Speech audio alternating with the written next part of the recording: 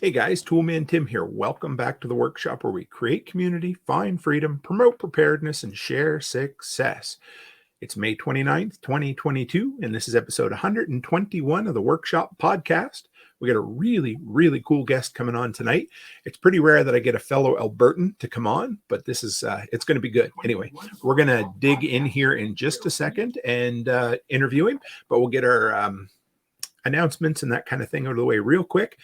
Number one, I'm going to plug this like crazy, but I'm going to be at the Self-Reliance Festival in Camden, Tennessee, the first weekend in October coming up. So that's rather exciting. Be going from Prepper Camp in North Carolina the weekend before and then down to Self-Reliance Fest. So that'll be great. The TikTok channel, got to get that out there, guys. The YouTube channel's been going great, so we decided to relaunch that as well. And so don't forget to check that out. And finally, the giveaway for the signed copy of Going Home. Go over on social, fill it all out, post a picture of your favorite book, whatever it happens to be, and you can get a copy of Angry American's Going Home book series, the book signed, which is great. And then finally, always every episode I try to feature or put a focus on one tool, and today it's the NEIKO Impact Allen key set. I use that all the time. My wife and I actually used it last night to put together some makeup tables for the girls. So check out that link. It's pinned in the comments and we will, it's there for you guys. So without further ado, let's bring on Greg. Hello. Hey, Greg, how are you? I'm very well, thank you. How are you, sir? Excellent. And so is it Gorecki? Is that how I pronounce it? Or Gorecki. Gorecki. Okay, right on. And so you're a fellow Flatlander, fellow Albertan? That's right, for most of my life now. Okay. You came, so I always try to do a little research on my guests before we start, see what's out there, but so did I read you're born in Poland? Is that right? That is correct, yes. Yeah. In Alberta, yeah. Okay. Oh, wow. Okay. And I watched a little interview with you and you told a story about how you used to dig up shells when you were a kid, did you? Yeah. It was, it's how we played, sticks, stones, and explosives. That's actually pretty crazy. I remember I was only a few years old and I was smashing bullets open with a rock. That's one of my first memories to get at the gunpowder. Ever have any accidents? No. I was only a few years old and I was smashing bullets open with a rock. Oh, we got a little feedback going on there. Sorry. Just give me 1 second. We got to close this out. Ever have any accidents? There we go. I don't know what just happened. Hang on. Sorry, Greg. When we're live, these kind of things happen, No problem. It's not from my end, is it? No. It's totally my end here. Give me 1 second. It's Telegram. We've been trying to stream on a few extra there. Okay, we're all good. Sorry, guys. All right. So did you ever have any accidents with the shells or anything like that? No. I had one. Well, I had one go off, but it never hit me. It kind of, the shell went this way, the casing went the other way, and I didn't get the gunpowder, unfortunately. Yeah. That's crazy. The worst I remember doing is just cutting open 12 gauge shells, and we used to pour out the powder and light little fires, that kind of stuff. Yeah, for sure. So tell me a little bit about you. Where'd you come from? Your past, military, that kind of stuff. Immigrated 89. Okay. Yeah, a little bit of hanging out, being a dude, being a kid, right? And then joined the reserves in 1998 while I was still just out of high school. That's right. Okay. Yeah. And, I was in the military ever since until I released 2019. And you did a term in Bosnia and a term, or at least one in Afghanistan as well, did you? Correct. I deployed once to Bosnia and once to Afghanistan.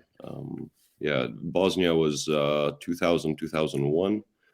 And then Afghanistan was the first rotation into Kandahar in 2006.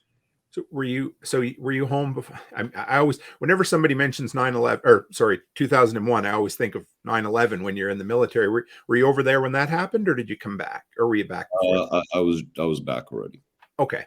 And so I put your name into Google, which I always do when I'm, meeting somebody for the first time. And I watched a really a pretty neat interview that was on. There's about an hour long. I'm not sure what kind of interview it was, but you were in your uniform, and it was just a lot of questions about your past and different things. Is that like an exit interview or something, or?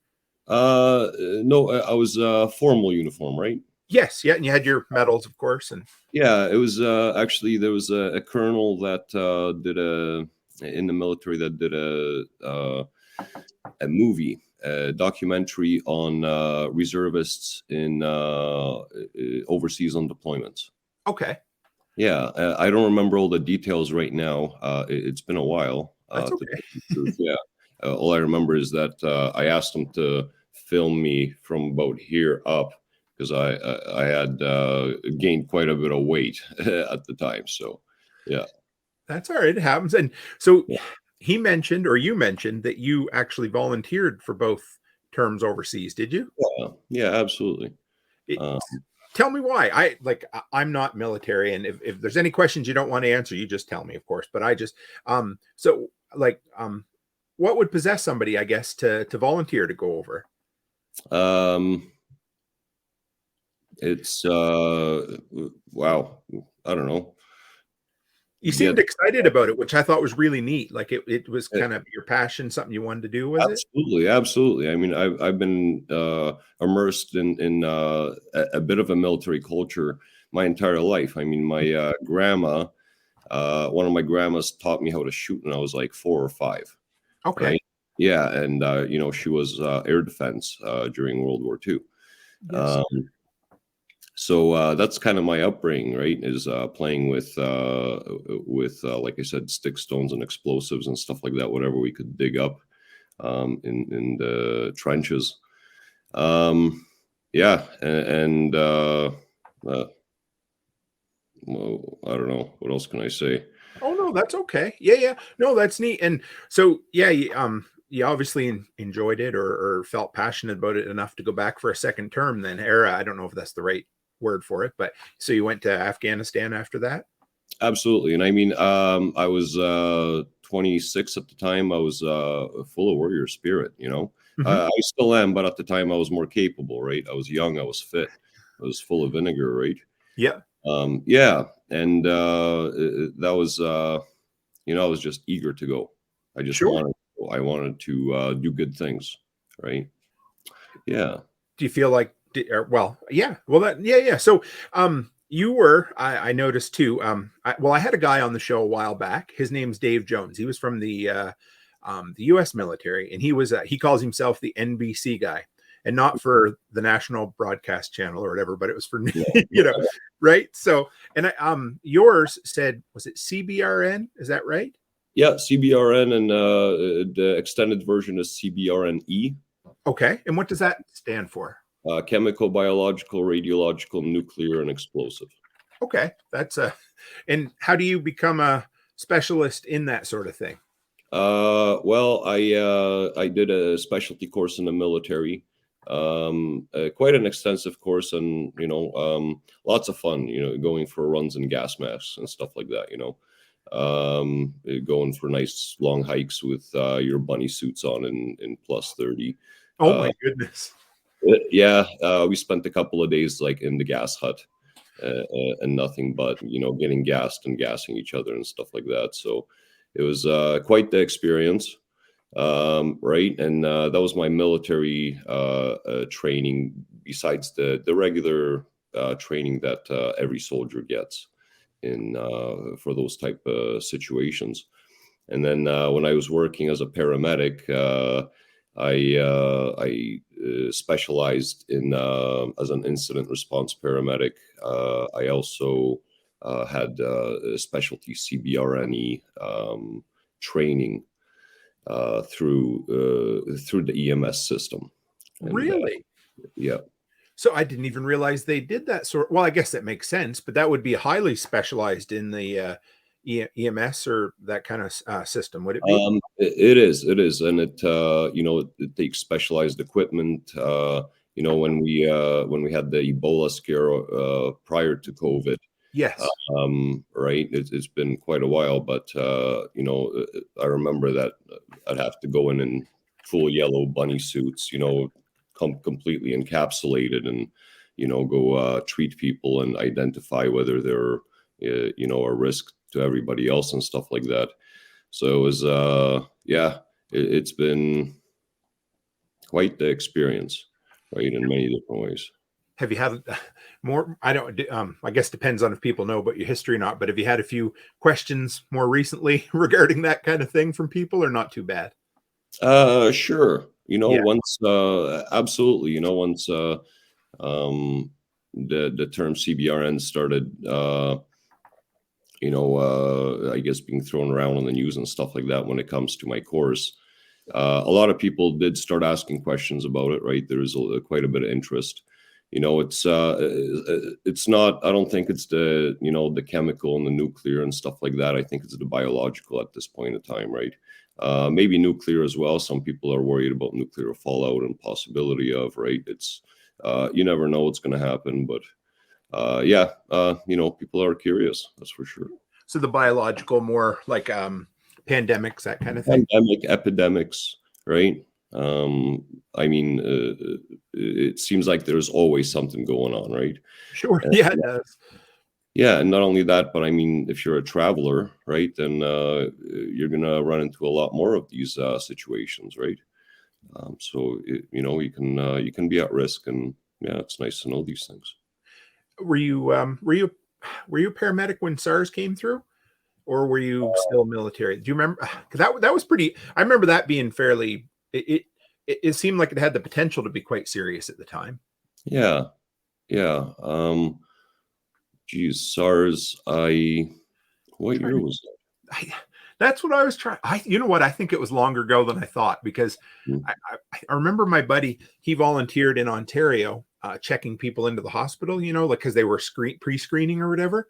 Yeah. And we were still in university, so never mind. Yeah, that would have been like 2003, 2002. Yeah. So that would have been pre. Yeah, that's before my EMS days. But yeah, I was around during the swine flu and, when that happened. And what else? Many meningital outbreaks and this and that were kind of more localized. And, so like I said, epidemics, some things localized to hospitals even, right? Mm-hmm. Yeah. We got a Jaggy here. He's a military veteran from over in Scotland. He said we called it NBCD, and nothing better than wearing a naughty suit and gas, he said. Oh, it's, you know what? It is nothing better for some. Personally, I don't know why, but I enjoy it. I don't know if it's a sense of morbidity or if, if it's the, oh, nice. Okay. I don't know what it is, but I actually enjoy it and I find it worthwhile. Okay. Yeah. I think, there's even specialized, special operations in Edmonton, in Canada, in the military that deal just with CBRNE. The CGIRU. Okay.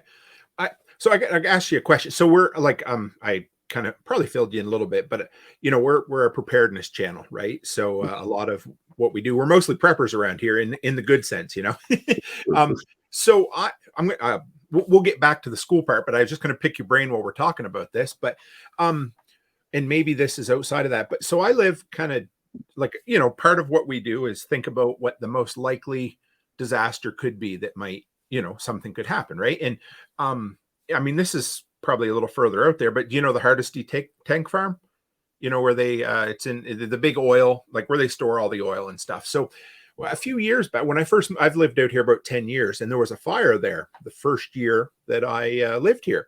So do you ever deal with that kind of stuff? Like, because I'm up here, of course, the oil patch and everything, but do you ever deal with responding to oil fires, petroleum fires, that kind of thing as well, or?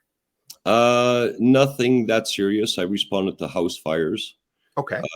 Right. And that's a different story than you're dealing with cyanide poisoning and stuff like that, right? And then, that's what you got to be ready for. But, as far as like major chemicals and things like that, I've never had the opportunity. Okay. the most training and the most experience and exposure I've had was in getting gassed in the military with CS gas, right? So is that, and this is a dumb question, you can just laugh at me, of course, but do they use real gas ever, or is it just something that Yeah, smells? it's tear gas. Okay.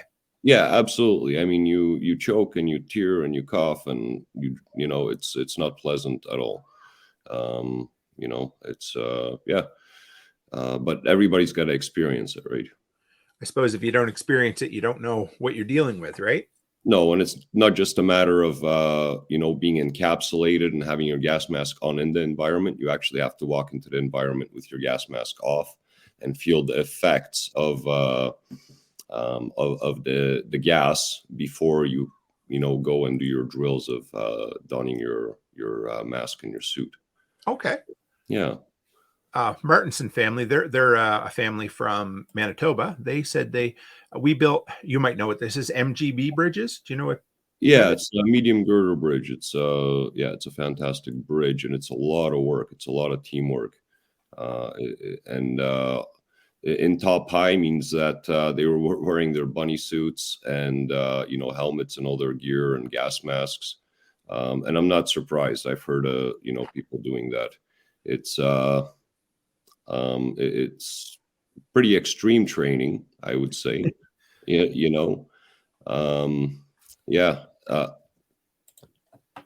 That's cool. Yeah, that's really cool. And we got Jake here too.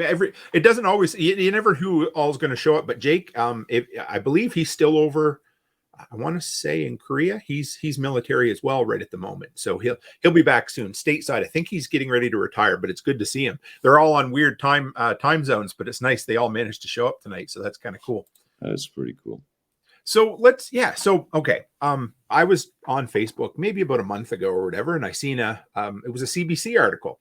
And I don't always read CBC articles, but sometimes I do. And so I found this one, and it was for see if I get it right, the Edmonton Apocalypse Preparedness and Survival School. Is that right? That's correct. Nice. So tell me about that. It piqued my interest. So then I reached out to you, of course, because I'm always looking to find people nearby us, right? And I want to promote you, number one, but I just wanted to hear your story because I love picking people's brains and hearing stories, So yeah, tell me where that started, wherever you want to start with it. I when I retired from the military and from EMS, I went back into school, and after a while, I thought that I have all these skills that I acquired over the years, right? And they're life-saving skills, and they're interesting skills, right? And they're skills that you don't get it, and not many people get an opportunity to learn unless you're in the military or in EMS, right? Mm-hmm. And these are skills that the average person just doesn't have the opportunity to learn, right? So I love educating. I love empowering people. I love teaching, life-saving skills. And I wanted to teach. That's the biggest thing, right? And I had things to teach, right? So I thought, hey, I could make a business out of this and help people, acquire life-saving skills, and I'd have a good time doing it, and everybody else would have a good time doing it, right? And originally I was going to call my business Apocalypse Now, but then my lawyer was like, no, you don't want to do that. So I thought, Apocalypse Preparedness and Survival School, because that's kind of what we do. We prepare people for the worst case scenario, right? And everything in between. That's really cool. I was going to ask you where the name came from, so I appreciate you sharing that. So would you consider yourself at least somewhat of a prepper, or somewhat into preparedness then, if you're teaching it? Or yeah, absolutely. I mean, it's an interest of mine, right? I like to upkeep my skills, even though I'm not working in the military or in EMS in the field anymore. So I like kit. I like equipment. I like checking stuff out and comparing things and, doing research on it. So I like being outside. I like being outdoors, right? Yeah. So yeah, it all plays together for me.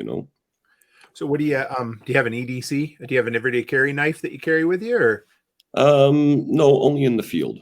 Okay, right on. Yeah, yeah. Only in the field. Do you Yeah. have one? You said you like to check out different types of gear. So do you anything that you what do you recommend for a knife? What's your go-to? Well, I got a pretty nice. It's called the turret, I believe. And it's sorry, it's not a Bushmaster. It's on the tip of my brain. That's okay. No worries. Sorry, I put you on the spot. Sorry. Oh, it's okay. It's actually, yeah, but I got a pretty swanky knife that it's yeah, good steel. It's got a good spring on it. It's Okay. one-handed operation all the way. So yeah. What do you look for in a good knife, or what should a person look for in one? Hmm. Definitely the steel. Yeah. Yeah, and usually the breaking point is at the hinge, right? Because on the jackknife, right? Yep. Yeah, and that's usually your weakest point, right? So I mean, look for reinforcement there.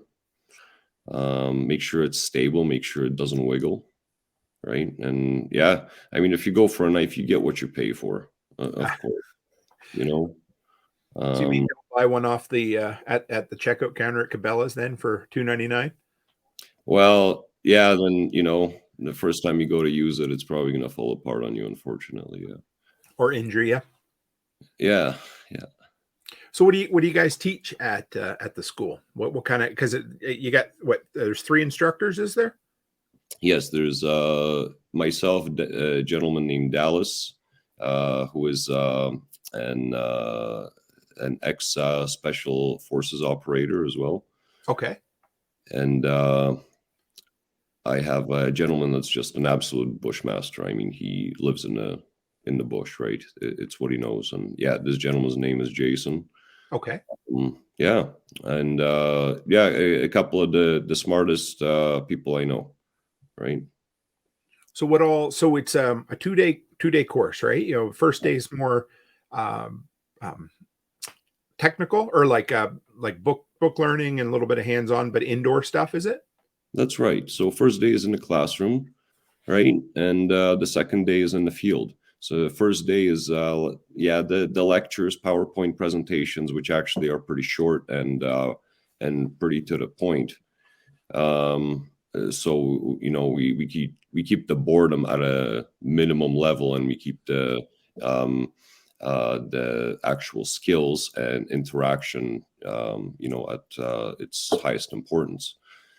So yeah, we do, we start off with talking about gear, and we show a good example of a go bag and all the equipment that goes with it, right? We talk about, house stock. We talk about, prepping your house for a CBRN event. Oh, really? Yeah. Can you elaborate a bit on that? Do you mind chatting a bit about what a person would do? Well, the first thing, of course, you want to do is, seal, Okay. right? Seal the cracks, seal around the windows. If you have duct tape, use that. If you have something like shrink wrap, use that. Or you can Okay. have a dedicated window, kind of like shrink wrap that comes, pre-rolled and everything, right? You want to seal as much of your house as possible. You want to shut off the chimney intake. You want to shut off the, all the fans. All the fans that you can actually shut off or close off. All right. Mhm. I don't want to get into too much detail because then I'm going to go on a tangent here. But It's okay. You can take as long as you need. No biggie. yeah, if you can somehow hyper pressurize your house, let's say if you have a Like an what I suggest is having something like a grow tent and hyper pressurizing that and living in a grow tent. Oh, really? Yeah, Okay. a house is too big to actually protect adequately from a major event, right? Okay. Talking chemical or biological, that's very, perhaps very virulent and very well. Getting back to the point, if you just get a grow tent, right, and instead of having a big fan that takes the air in the tent and purifies it so you don't get the smell, Yes. right, in the house and stuff like that, right? What you do is you take the same fan supply or the air supply, right, and you take it outside and you push air in through a filter. Oh, Right, okay. so hyper pressurizing the tent, and all the leaks that are in it are the air is getting pushed out. It's like negative pressure then. Is that the right Positive term? pressure. Positive pressure. Sorry. Yeah. So nothing can get in, so that you don't maybe have to be quite as careful about some leaks, because you're literally pushing And everything out. that's the best. I mean, that's the ultimate, I think, as far as just general preparedness goes, right? That's that's pretty much as good as you can go without actually, building a CBRN bunker or something like that, right? So I've never heard somebody say that before. Two things. I've listened to a lot of people. Nobody's ever mentioned chimneys either. It's something simple, but it makes sense. kitchen fans, bathroom fans, things like that, right? Would it I mean, I guess anything's better than nothing, but like for bathroom fans, could you haul the grate down and shove like towels or cloths up in there? Would that help? Absolutely. Yeah, Yeah. absolutely. Right. If you can get moist, if you can get wet towels and stuff like that out there, right? Then that usually, the moisture will block whatever is going to create more of a barrier as well, Okay. right? Yeah, things like that, right? And I mean, in a CBRN event, I mean, there's not much you can do against certain types of radiation. Right, but I mean, as far as everything else goes, isolating your house is would be your priority. So if you is a grow tent, could you have that set up in like a large living room if you wanted, or would it be Yeah, more? or in a basement, right? I'd suggest in a basement because it's cool. It gives you more overhead protection and stuff like that from shrapnel or anything that might accompany an attack or an event. Okay. Yeah, and that's where you can keep your water barrel or something like that, right? Or your water supply is in the basement as well. That'd be the general setup, right? That's really cool. That's simple. I love things that are simple but work, That's Yeah, cool. yeah. And so then if you needed to come out or whatever, would you so obviously not everyone's going to have, high tech, what you said, bunny suits or whatever, but would like a Tyvek or Typar suit, would that help? Yeah, and it depends on the type of situation and the type of, I guess, pollutant or substance that you're dealing with, right? But once again, I mean, you wanna be sealed properly, and that's where things like my course come into play. Is that we teach the equipment and how to seal yourself, Okay. how to encapsulate yourself in order to be able to, for short periods of time, do what you have to do in order to survive, and then get back to shelter, right? Sure. Yeah, yeah. So what else do you teach on the first day? Kind of give me a rundown of the different courses so people kind of have an idea. Sure. So yeah, after the equipment and some preparedness, we talk about field considerations, which is Okay. your hydration, nutrition, a little bit of hygiene, and a little bit of tactical perspective as well. Right. So we talk about why things are seen, the reasons why things are seen. And because you don't always want to be identified, you don't always want to be seen, right? And we teach that in our course, that if there's an angry mob or something like that you're trying to evade, or if there's mass lootings or whatever's going on, you might not always want to be found, right? Right. So yeah, so we teach a little bit about that as well. Teach it a little bit about post battlefield dangers, so unexploded ordnances and things like that. You never know where you're going to find yourself in, Sure. or visiting or traveling, or so I mean, we touch on things like that as well. After that, we go into map, compass, and GPS navigation. Okay. So yeah, the map and compass, that takes quite a bit of time actually, because of things like we teach things like declination. Mm-hmm. In declination, I'm not sure how many people are familiar with that, but there's 3 different types of north, and if you don't know which one is, how they operate and how they play out, then your map and your compass are not going to work together. And that's my dad, of course, he taught me some about using a compass because he used to hunt, and he was all about a map and a compass. But anybody kind of our generation and up really has had very little experience with a map or a compass, for the most part. Yeah, we follow the arrows, right? I'm guilty of it too all the time. I go to Edmonton and I bring up Google Maps, and the little lady that has the voice in there tells me where to go. Yeah. And so instead of paying attention to landmarks, I just every single time, go here to get to South Common, Yeah. Absolutely. Yeah. So I love it, but at the same time, it might not always be there.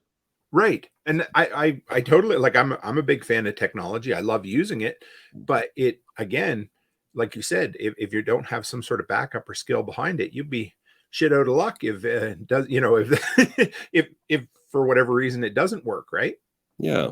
Yeah, I agree. And I mean, it's one of those things where you have to know the basics before you can work with things that are a little bit more complex, right? And if you know the basics, then you can you can build on that.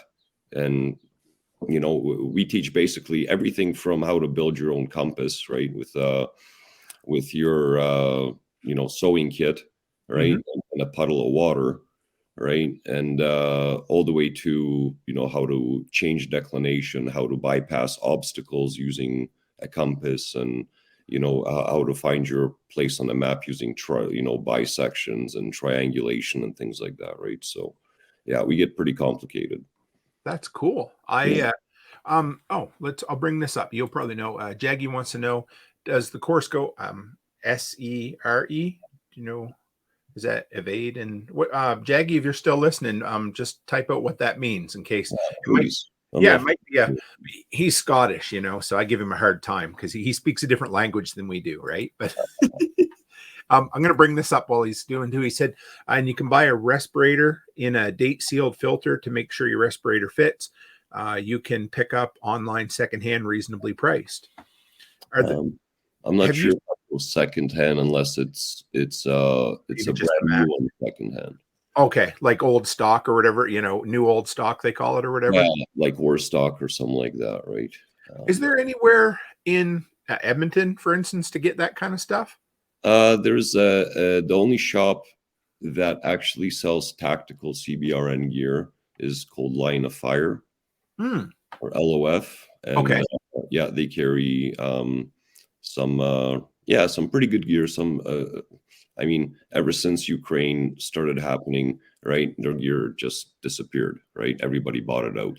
But when they do have gear, they have pretty good quality stuff, Okay, that's good. Yeah, because a buddy of mine recommended Mirror Safety Products online, and he's Geiger counters and radiometers. They're can't get them even if you wanted to right now. That kind of stuff. Yeah, absolutely. Yeah. Okay. He says, Jaggy says, always have to have back to basic skills to map and compass. Just don't give the map to an officer, he said. And yeah, unfortunately, I've seen it happen too. I've had some switched on officers, but then I've had ones where, march you on a back bearing on a compass for a few kilometers and then, pull their phone out and try to figure out where they are using the Google Maps or whatever, right in the field. That's when you know that, you're in trouble. That's like when you go to outpatients and you see the doctor on WebMD, you probably should go to a different hospital. Yeah. There it is. Escape and evasion. I thought it might be something like that. We've thought about that. And we were thinking about, making that of a part of a bigger course. Go ahead. I was going to ask you that if maybe you because of course, eventually people who do part 1 or do your course, they have a basic level. So if you give some thought to like grade 2 kind of stuff or advanced. We have, and at first, we want to get this initial course going. Right. And we actually ended up renaming it from Apocalypse Survival Course to the Critical Conditions Survival Course. Okay. I think it more represents, what we're dealing with and what we're trying to teach. Might appeal to a broader audience too. Yeah, I think so. The next stage would be to develop single day courses for us. Okay. Right. So more detailed courses, like one day just on navigation, one day just on CBRNE, just one day just on, on tactical considerations. Oh, right? yeah. And things like situational awareness, right? And then, we're thinking about doing like a more advanced course with an overnighter and one of those things where, you have to navigate to find your food, right? And stuff like that. So it's going to be a little bit more interesting.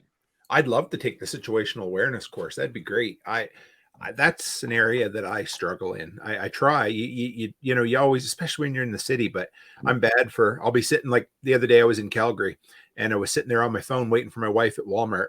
Had my window down, just typing away. And all of a sudden, some homeless guy or lady come right up to the window. Do you have a cigarette on you? Never even seen her coming. It's my own damn fault, Yeah. Yeah, and it's easy to be a little bit complacent, right?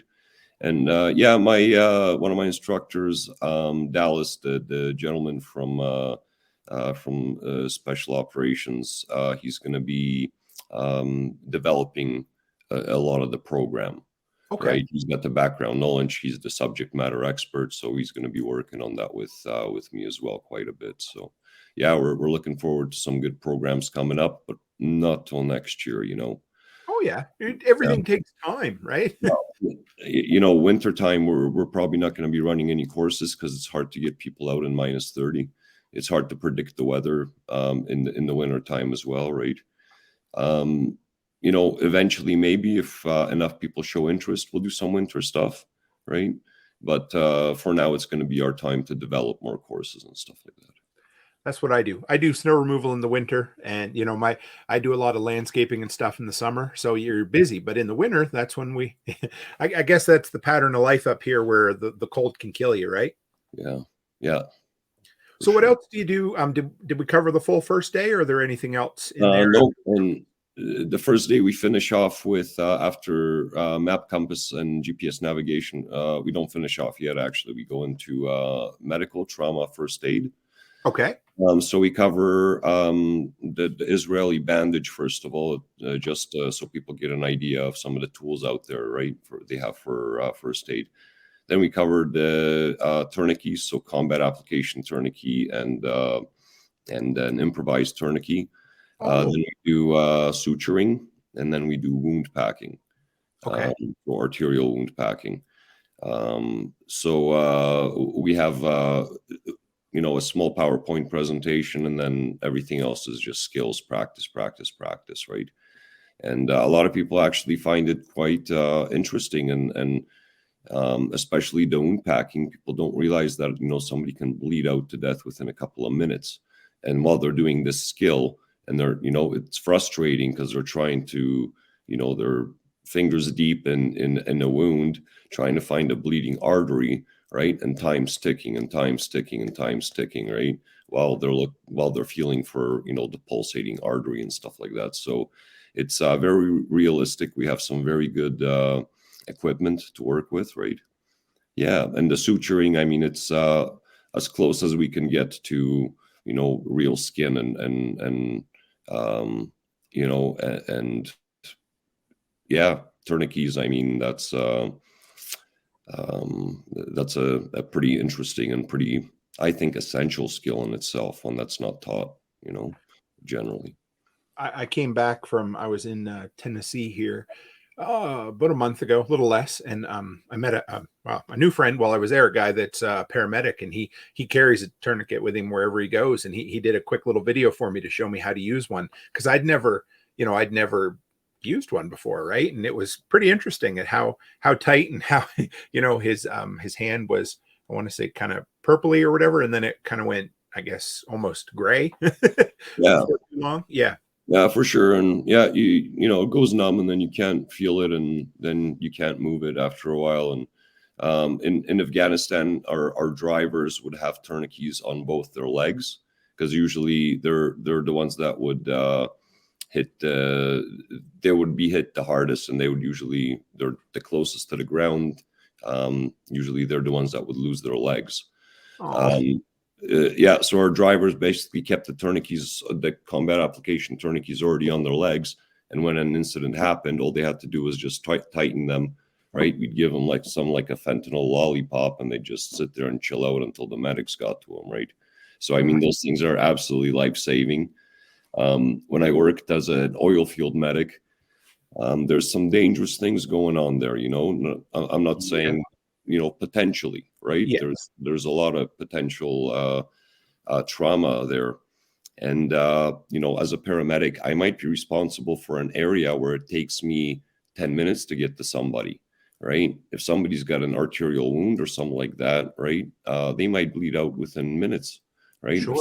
If you don't know what you're doing, or if you don't know the basic skill of a tourniquet, right, you might see your buddy bleed to death. It's, it's unfortunate. So, were the tourniquets, were they built right into their uniform in Afghanistan, or did they just put them on before they would drive? No, you just put them on over top of your uniform. Okay. Right, over top of your legs or your pants. Yeah. Did you ever have any issues where they needed to be used, or? Sure. Yeah. Absolutely. Yeah. Okay. Yeah. That's insane. That's crazy. Well, in wartime, that's a very common injury, right? It's a very common wound. Sorry, you don't get injured in where you get wounded. But yeah, it's very common, right? There's a lot of things blowing up around you, and a lot of bleeding going on, right? So yeah, tourniquets are, I'd say, one of the first and foremost used tools in combat. And I know it's an awful thing to even talk about, but it seems to be in the news lately again with school shootings and that sort of thing. I probably wouldn't be a bad thing for me to teach my kids either, just thinking about it, unfortunately. But yeah, an improvised tourniquet is very easy to make and use, Jaggy said, never give your TQ to someone else. If you have to give it to someone, make sure you carry an extra. Is that something? Yeah, and that's the thing. I mean, in wartime, everybody knows where their tourniquet is. It's all in the same place for everybody, right? It's all standardized. And if you go up to somebody that needs a medical attention and a tourniquet, right, then you take theirs and put it on them, right? Is how it works. Just like if you're able to put it on yourself, if you lose an extremity, right, then you use yours on yourself, right? It's always self-aid and then buddy aid, right? It's that's the airplane mindset, right? Put your oxygen mask on first, or you'll be no good to anybody else. That's right. Yeah. Are tourniquets, are you able to put them on one-handed, or is that difficult? Yeah. They're a one-hand operation. Yeah. Okay. So then from there, where does the rest of that first day, what other things? Another short PowerPoint presentation about an introduction. It's more of an introduction in the basics of CBRN. We don't cover the E part, the explosives part. We just cover the CBRN. Okay. The E part, the explosives, we kind of touch on during the battlefield's dangers, right? But we don't talk, about things like improvised explosive devices and pressure cooker bombs or anything like that, right? So we talk about CBRN, the principles, how to protect yourself, right? And then about decontamination, about performance degradation, and then we go through skills on how to properly, the order of putting your equipment on, right? Because that's important, right? Yep. The order of taking it off so you don't cross-contaminate yourself, right? That's very important. We do some exercises to show you some of the performance degradation while encapsulated, right? So, put on this tourniquet while, you're fogged up in this gas mask with these giant rubber gloves on, right? and you're trying to put a tourniquet on somebody, or try to shoot a navigation bearing or something like that, or even operate your phone, the map on your phone, right, with a rubber glove on, right, things like that. So it's we try to show some examples of how it's going to affect you as well. Some kind of real world or practical kind of stuff. Yeah. Okay.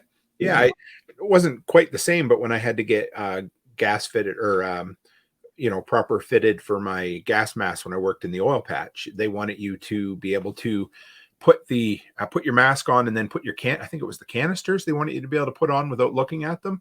And that was tricky because everything had to be backwards, or it was, it didn't feel right anyway to try to do it. Yeah. And it's, we don't get into details like that or into quite into that much detail. What we would like to do is just make this as a introductory experience, right? Mm-hmm. There's a lot to learn about it. And then we would like to develop a full day course about it as well eventually. Just on NBC or just on CBRN. Yeah. Nice. That would be great too. You guys could run an entire school there eventually. And you know what? That's the plan eventually. I love it. This is great. Yeah. It would be awesome. Yeah. So so then day 2 is more outdoor practical. So day 2 we meet at a location just 20 minutes east of Edmonton in the provincial rec area. Okay. Excuse me. And we do a little bit of map work. We get ready for the day, right? Have some coffee, have some donuts, make sure everybody's got, some calories in them and stuff like that. And then we head off on a 3.5 kilometer, which ends up being, we kind of zigzag a little bit depending on the ground conditions and stuff like that. But it ends up being about 5 kilometers. Yes, sir. Usually, and it takes us, 3-4 hours, depending on how everybody's doing and the pace that we're going at, right? We do a 12 leg navigation course, right? So everybody's got a chance to be the lead navigator and kind of get everybody else to the next point. Okay. Right. And, we of course, we go through pacing and, how to find your distance on the ground and things like that, right? So it's it's the navigation portion is probably my favorite part, right? Because everybody's out walking and you feel great and healthy, and right. And there's you're doing cross country stuff, and halfway through we stop and we do a water purification little stand where we pull water out of the pond and filter it through different methods and kind of show everybody, what the different methods look like, this bag of dishwater versus bag of dishwater, right? And little tips and, tricks like that about, getting water out. And then close to the end about, usually about 1 o'clock. So that usually takes us near the end of the navigation course. While we're still in the field, we have a nice kind of military ration lunch, right? Yeah, a nice warm one, just one with a ration heater and chemical ration heater and, a nice meal ready to eat for everybody. So everybody can enjoy that and kind of get the field meal experience, right? Yeah. My daughter took Alice. I have twin. They're 12 now. And she took a kick a while back where she wanted to eat MREs. So we'd go to like the military surplus and we'd buy a case of them, right? And we'd come back and we'd test them all. They're pretty damn good. The Canadian ones weren't anyway. Good, actually. The American ones are pretty good too. They're all getting really good. When I was going through paramedic school, my quartermaster at the time was, instead of chucking the expired rations, he used to give them to me so I could, eat during paramedic school, right? Oh. And I survived just fine, right? Yeah, I survived just fine. What's your favorite one? Definitely not the ham, steak, and pineapple. I can say that. Gross. But I like... the breakfast sausages is probably my favorite. Right? Is that the chopped up like ground loose sausage? No, it's just sausage links. It's just sausage links, yeah. Just links. good that stuff is. Hey, like you don't It's think a little greasy, package like yeah, every one of those meals has like 3,000 calories in them, right? So if you eat your full 3 meals a day, then you're gaining a lot of weight, or you're using a lot of energy. Let me tell you, yeah. yeah. The what did we have in there? There was the chocolate drink. I think it was like a cold chocolate drink, and then there was of course there's the coffee and different things. But I enjoyed it. We had fun. I think we went through a whole case of them. Might have a couple more on the shelf still, but they're Yeah. that's neat. I always looked forward to them. What you said water purification. What's your go-to method for purifying water, or what do you prefer, or what do you? Yeah, I guess. Well, it kind of depends on the situation, right? But my hand pump filter is I got a Swiss Army one, beautiful, yeah, beautiful piece of kit, and the only thing is that when you purify just about anything, right, you get the taste, right? So you can carry some taste enhancers or something like that with with your water purification. But the iodine pills or the water purification pills, I like the iodine ones because in the case of nuclear fallout or something like that, or a nuclear disaster, you can hypersaturate your thyroid. Mm-hmm. Right. And so during something like that or a potential, I would probably stick, to the pills. Although, I mean, you don't want to, in an environment like that, you don't want to drink irradiated water either, right? So you got to make sure you got a clean water source, right? But that you're using those pills and protecting your thyroid with the iodine, right? So without some sort of Geiger counter or something, how would you know? There's probably no way to know, is there, or is there? I mean, nothing's going to happen spontaneously. That's the thing. Sure. And the situation will Good dictate, point. right? Yeah. Whether it's something that happens, in Europe and the cloud kind of moves over to us, or something that happens in the US and the cloud moves up, or something that just happens in Canada if you're on Ontario, or somewhere where there's those types of power plants, right? So I mean, you will know that something is going on, right? The thing is that you got to know how to act and what to do, and you got to be prepared for that, right? That's good. Yeah. So information and a plan, right? And that's where people, I think, lack the most. Lack might be a strong word, but I think where they maybe are even a little naive, right? Sure. About these things, right?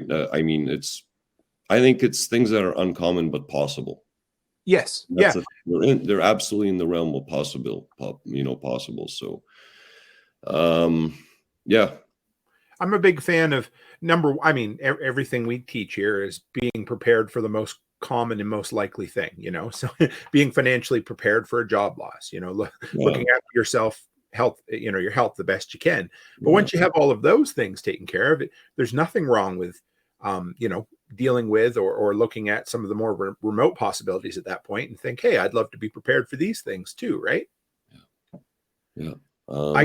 I grew up across the Bay of Fundy from Point Lepreau. So there, I always had it in the back. Not that it was ever an issue, but I was always, it's a nuclear power plant 40 miles straight across the water, Yeah. Yeah. Beautiful country, by the way. I love it there. Yes.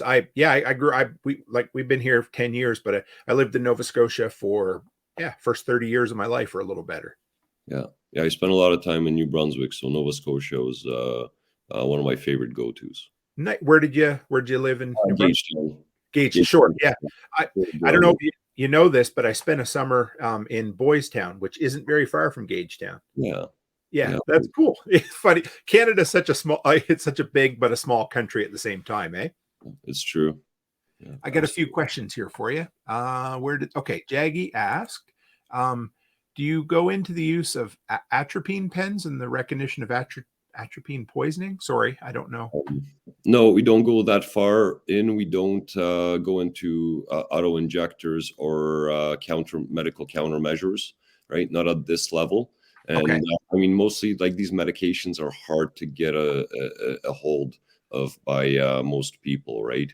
You'd have to get them, from an outside source, probably the US or Mexico or something like that. And then there's expiry dates to deal with and things like that, right? So, I mean, auto injectors, if they were, I think the only way you'd use them is if they were provided by the government for public use, right?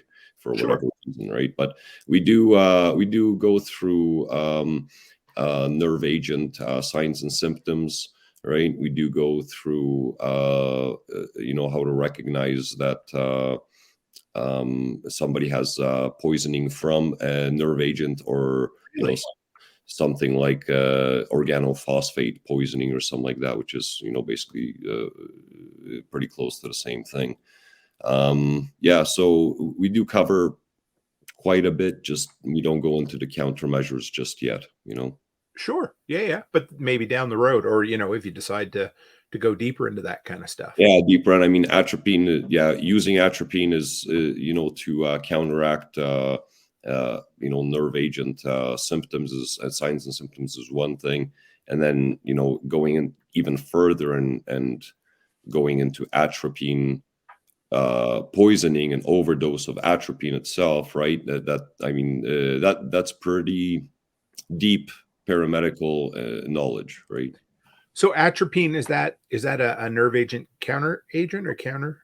Yeah, it's a countermeasure. It's basically it's a blocking agent, so it blocks the nerve agents from acting. Okay. Yeah. Yeah. And is a nerve agent, is that always something man-made, or is there something like that in nature as well that could bother you? Because when you say nerve agent, of course, my mind always goes to like the old time, like the Russians and yeah, for sure. You know what? Outside of chemical weapons, and those are manufactured. I don't think there is anything. Okay. Not to my knowledge. I know they're used for plants and stuff like that. Like organophosphates are basically a simple nerve agents, right? And we spray them right onto fields and stuff like that, right? Oh, sure. Yeah, things like that. But yeah, as far as occurring in nature, I'm not sure. Okay, no, that's all right. I wasn't sure. It was beyond my beyond my scope for sure. Yeah, I wonder if that'd be like a botany question or something like that. If this comes from like a plant or something natural that's ground up, or because I mean CS gas is made from capsium, right? It's ground up spice. Sure. Spice. Yeah. Yeah. And then Ronald, this isn't a question, but when you were talking about navigating there, we're talking about maps, said you'd never know when GPS could go down. Yeah, and there are very many reasons it could, right? Everything. Sure. I mean, and in a disaster time, your GPS should work, but in a time of war, and if you're in a country where there is war, right, those signals might be getting jammed, right, by the government. The satellites aren't. Most of them aren't publicly owned, right? GPS satellites and stuff like that, right? Yeah, so they at least started with military, right? Sorry to cut you off. Yeah. And I'm pretty sure military has quite a bit of influence and control over that, right? So, I know that the military has the possibility of, basically making your signal say that you're a couple of kilometers away from where you really are, right? So, really. That's situations. I mean, I wouldn't trust GPS in at the best of time in an emergency like that. Yeah, that's cool. Yeah. Ronald. Jaggy says he likes his Sawyer. Do you use a Sawyer at all for water purification or not? No. No. No, not a Sawyer kind of guy. No, that's okay. And Ronald asks about comms. Do you guys talk about communications at all much, or no? It's not really. We would like to, yeah. I mean, we do have comms with us, just so we can communicate with each other. But we go a little bit into hand signals when we're navigating, right? Cool. So, yeah, I mean, you might have to send somebody far ahead, right, and then to kind of get them on your bearing, right? Mm-hmm. If you don't have a landmark to or something prominent to go towards, you might have to put somebody up ahead to walk towards, right? And then you have to, judging on your compass, left or right, you got to tell them, go left, go right, instead of yelling. That's where you have to use hand signals and things like that, right? Which gets pretty complex at night, for instance, when, you got to use glow sticks or whatever. But that's pretty much as far as we go into communication. But we're thinking about doing actually a possible leadership component, or a leadership course as well, which would incorporate a lot of communication into it, because leadership, I think so much is communication that it would be one of the main parts of the course, right? That would be great. Yeah, that would be. And another thing that a lot of these even the online courses or the experts in the preparedness field, a lot of them are from the US too, right? And we have our very own specific challenges up here, like just simple things like GMRS radios, like the strength you can get up here is very, very minimal compared to what they have in the States, that kind of thing. Yeah. So it would be, that would be cool. I love the whole homegrown aspect of it too, because, there's not a lot of Canucks in this field. So it's kind of cool. I appreciate it for sure. Yeah. And I got to say that, the most challenging thing here in Canada is the wintertime, is, winter outdoors. Sure. Right. And it's the most, I think it's the most ignored one, because, nobody wants to do it, because it, let's be real about it. It sucks. Yeah, right? it does. Yeah. And, but it's, so many months of our climate up here. Right. And it's, I just, I think, when it comes to the differences between the US and Canada, I think that would be the biggest one in survival. I think you're right. And my wife and I talked about that one night. We were having a long conversation about, just say, for instance, the grid did go down for a long period of time, or heaven forbid that we didn't have natural gas, for instance. Yeah. You know what? Obviously the pioneers did it, or I say the pioneer, 100, 150 years ago when they, started coming out this way. But I can't imagine it would be a pretty miserable existence to make it through a winter here without any grid tie at all for heating and that sort of thing. Yeah, I'm thinking there'd be a lot of desperate people. Right? I think so. I think so too. And I think, once again, that's an unlikely situation, I think, but a possible one. But a possible one, right? And the thing is that, if you travel and, if you leave the country, if you leave the area, right, if you go to new places and stuff like that, right, you just, you don't know what awaits you, right? That is true. What are they? You don't know what you don't know, right? And you're in a new situation where you've never dealt with, whatever it could be, right? Yeah, I love to travel, but every time you're somewhere, it just, a few years ago we were in San Diego, and we went down to the Mexican border and walked across to Tijuana for the day, and that was just different, you walk around and just, you don't know, like I said, you don't know what you don't know. Well, I got a buddy that went to, I'm not going to name the country, but it was at the time was it's an African country that he saw a parade going on or something like that, right? A gathering or something like that, and he was he was a tourist. He wasn't sticking out like a sore thumb too much, but he went over to this parade, and it ended up being a demonstration, and then it ended up being an anti-racial thing, and then next thing you know, he was like evading like like lynch mobs and stuff like that for the next few days until he could get out. I don't know all the details about it, but I mean, he got himself into quite the pickle of just being at the wrong place, wrong time, right? And, do you guys talk about, you mentioned it a little bit, but things like civil unrest or large crowds, that sort of thing, or maybe? We touch on it. We would like to do, like I said, a separate course on the tactical considerations of survival. Have you ever been downtown? I forget what the place is called, but it's where you go if you want to join the military, and they also have the passport office. It's a big, Yeah, Canada Place here. yeah. So 3-4 years ago, before COVID, my wife and I went down to renew our passports, and you come down. I think you come either up or down from where the parking was, and we come out of the doors literally right into a protest. There was I can't remember what, it doesn't even matter what it was, just the fact that we step out of the elevator and there's hundreds of people there chanting and carrying on, and it was totally unexpected.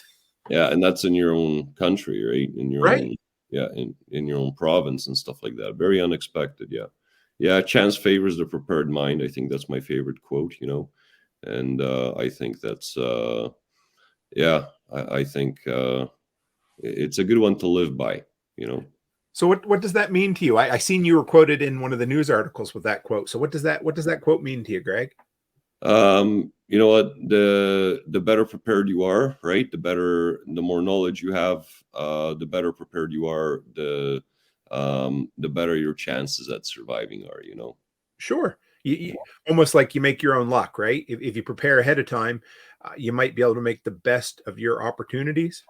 Absolutely, you'll know how to. You'll know how to. You'll have that knowledge and experience. Oh, that's great. Yeah. We've been almost an hour and 10 minutes, Greg. This has been fun. Awesome. I love it. Yeah, this is great. So, yeah, we should probably wrap up. But what, anything you want to say in closing, and make sure you tell people, well, how much is the course, how to get a hold of you, any of that stuff, I'll just quickly finish off with the rest of the day in the field. Oh, I'm sorry. Yeah, we don't have to finish. You go ahead. Take your time. Yeah, and I'm just gonna breeze through it basically. That's okay. Once we get back, we kind of unwind, right? We have some more coffee, things like that, and then we jump into the bushcraft portion. Oh, that's ran by Jason, and like I said, he's the bushcraft expert, yep. right? And we do things like shelters, signal fires, how to start a fire, all the bushcraft skills of how to survive basically in the woods. Nice. Yeah, some of that it would be transferable to an urban environment as well, but it's mostly bushcraft at this point is what we're teaching, right? And I think that's kind of the basics, and that's what you should start off with when you're if you're gonna go more into like urban survival as well, right? You got to know the basics. So can someone who like literally has no experience with any of this stuff, is this the type of thing that somebody with zero experience could start with? Absolutely. And we tailored the course so that if you're, pregnant, you can take the course as long as you're cleared by your doctor and you don't push yourself, right? If you're good to walk through the, navigation exercise and stuff like that, then you're welcome on the course. We don't have any age restrictions. Nobody has to do anything. We're not forcing anybody to walk the navigation course.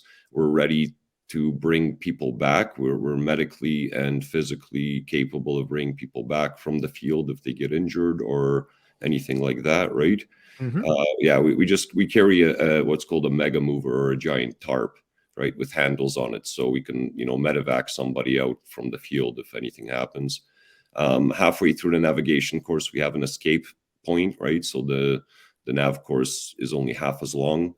If need be, right? Things like that. So, yeah, we tailored this course so that if you know nothing, we will teach you a whole bunch of awesome stuff. If you know some stuff, we will teach you a whole bunch of awesome stuff. If you know a whole bunch of stuff, you will learn a whole bunch of new stuff, right? It's kind of, we're able to teach and instruct to every level of knowledge and experience, right? Where else can you get a CBRN expert, a former special forces guy and a bushmaster, or bushcraft master, right? Yeah, absolutely. Yeah. So to find out more, because right now we're actually joining a little bit of our efforts with a company called Tip of Spear here in Edmonton. Yeah. And I'm not sure if familiar, but they're a hub for courses like mine, and Okay. and weapons courses, and kind of They teach Krav Maga and things like that, right? So, I'm joining forces with them a little bit, and I'll be probably going through their website to sell my courses, right? Nice. Yeah, just for payment and stuff like that. But for the time being, if you want to check out more information about the course itself, the course that we run, the critical condition survival course, right? Then you can go to our website, apocalypseprep.ca. Yep. Or you can email us at apocalypseprep@hotmail.com. Okay. And how much is the course? It's $275 per Okay. person per weekend, right? And I've mentioned for because I always joke. So that's about $20 American, right? Yeah, Yeah. exactly. If there's any ladies or gentlemen that want to go to Ukraine to help, right? Then contact me. I'll put you through for free. That's awesome. What a good fellow, Greg. Yeah, thank you. No, appreciate it. Yeah. And thanks, man. This was awesome. I love finding local people to chat with. And are you okay to hang around for just a second after the show? Yeah, absolutely. Okay, sure. If you're okay to hang around for a sec, I'll just close up the show and I'll be right back with you. All right. Thanks, Tim. No problem. Thanks, Greg. All right. All the best. Well, guys, that was awesome. Like I said, it's pretty hard to find some like-minded individuals like that from our province here in Alberta. So I hope everybody from around the way enjoyed this. This was a great interview. You never know when you reach out to people you don't know how the interview is going to go, and it was great. We learned a lot, and yeah, definitely for any of my fellow Albertans, this might have to be something we look into, maybe getting together and doing, because this would be a lot of fun. Anyway, guys, what do we got next week? We got Matt, the lawyer, coming on next week. So he's going to talk about taxes and law and everything else, but we'll deal with that down the road. So anyway, guys, I tell you this every week, but I appreciate you coming and hanging out in the workshop. And as always, stay happy, stay healthy, and have a great week.